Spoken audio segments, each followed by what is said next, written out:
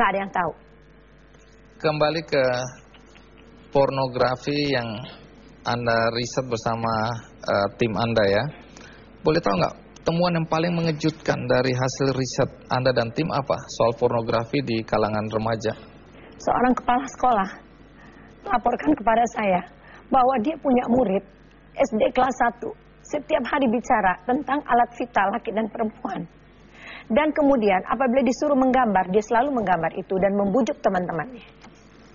Seorang ibu mengaku kepada saya bahwa anaknya sangat terkejut karena temannya di kelas 4, sekolah yang cukup keren. Kalaulah boleh saya peragakan, saya mau berdiri nih sekarang. Dia masuk kelas, dia bilang, lo, atau lo cariin dong siapa aja, gue mau dong diperkosa.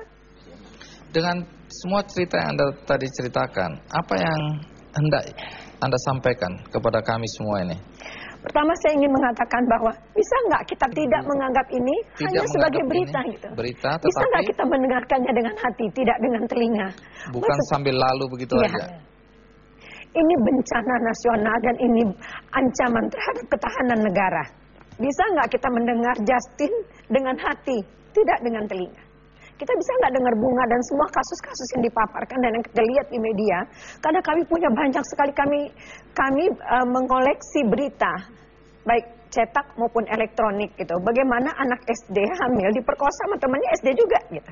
Dan itu 5 tahun yang lalu. Dan juga ada berita 18 anak jadi PSK, SMP kepala sekolahnya nggak tahu. Jadi PSK.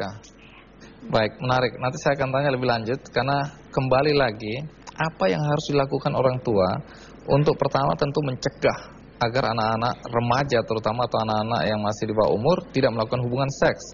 Kemudian yang kedua, kalau akhirnya ada orang tua yang menemukan anaknya ternyata sudah melakukan, bagaimana dia harus bereaksi dan bertindak. Tapi saya akan tanya belakangan. Kembali ke Justin, ada nggak ketakutan bahwa kamu akan terkena penyakit kelamin?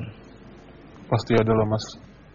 Apakah ketakutan itu tidak mampu untuk menghentikan apa yang kamu lakukan sekarang? Kita kan juga tahu ya klien kita itu hygiene apa enggak. Jadi otomatis kita juga safe sex juga nggak gitu. Baik, sekali lagi, umur tadi baru 19 tahun. Tentu Justin punya cita-cita dan masa depan ya. Apa yang ingin kamu lakukan di masa depan? Pengennya di masa depan tuh jadi lebih baik lah dari kehidupan Justin yang sekarang juga. Artinya Justin tidak ingin keadaan seperti ini terus-menerus ya? Nggak ada kesadaran Mas. Itu ya. Terima kasih Justin. Pada usia 6 tahun, dia mengalami pelecehan seksual oleh orang dewasa yang diminta untuk menjadi pembantunya. Sejak itu orientasi seksualnya jadi menyimpang. Dan kemudian kehidupannya menjadi kelam. Apa yang terjadi pada dia? Siapa dia?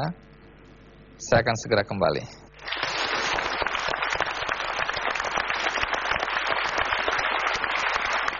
Umur 6 tahun ya itu saya dilecehkan, dan itu nggak cuma sekali, itu kan bertahun-tahun berjalan sampai akhirnya saya pikir itu biasa. Ternyata orang itu punya kelainan yang melampiaskannya kepada anak kecil berumur 6 sampai 8 tahun. Saya waktu itu.